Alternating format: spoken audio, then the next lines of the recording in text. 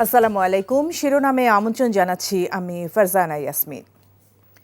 BNP মহাসচিব মির্জা ফখরুল ইসলাম আলমগীর অভিযোগ করে বলেছেন, সরকারকে চাপে ফেলার জন্য ভারত সীমান্তে পুশিন শুরু করেছে। শুক্রবার রাতে ঠাকুরগাঁওয়ে নিজ বাসায় স্থানীয় আলেমদের সাথে মতবিনিময় সভায় তিনি একথা বলেন। ডক্টর মোহাম্মদ ইউনূস অল্প সময়ের মধ্যেই যতদূর সম্ভব দেশটিকে ভালো করার চেষ্টা করছেন, সেই সাথে একটি সুষ্ঠু নির্বাচন দিবেন বলেও আশা প্রকাশ করেন তিনি।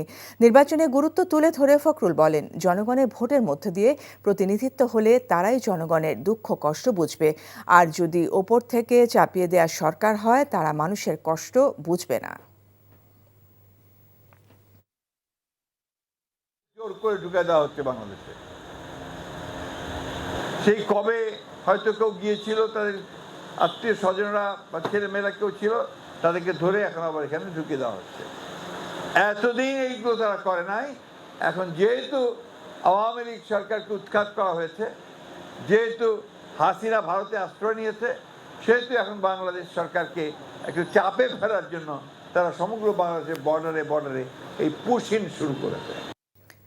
নাটোরের গুরুদাসপুরে অভিযান চালিয়ে ডাকাতি ও যানবাহন ছিনতাই চক্রের মূল হোতাসহ ৬ জনকে আটক করেছে সেনাবাহিনী। এ সময় তাদের কাছ থেকে একটি নকল পিস্তল উদ্ধার করা হয়। নাটোর সেনা ক্যাম্পের কর্মকর্তারা জানান, গত রাত ১২টার দিকে তাদের একটি টহল দল গুরুদাসপুর উপজেলার কালাকান্দা সড়কে ৪ আরোহী সহ সন্দেহজনক রিকশা ভ্যানের গতিরোধ করেন। চক্রটি রাতের অন্ধকারে বিভিন্ন গ্রামীণ সড়কে চলাচলকারী রিকশা ভ্যান, ইজি বাইক ও মোটরসাইকেল চালকদের জখম করে সেসব যানবাহন লুটে নেয় বলে জিজ্ঞাসাবাদে স্বীকার করেছে। তাদের দেয়া তথ্যের ভিত্তিতে এই চক্রের আরও ২ সদস্যকে আটক করে সেনাবাহিনী। শিরোনাম এটুকু। এই খবরের ভিডিও সহ আপডেট জানতে ভিজিট করুন এনটিভি অনলাইন www.ntvbd.com।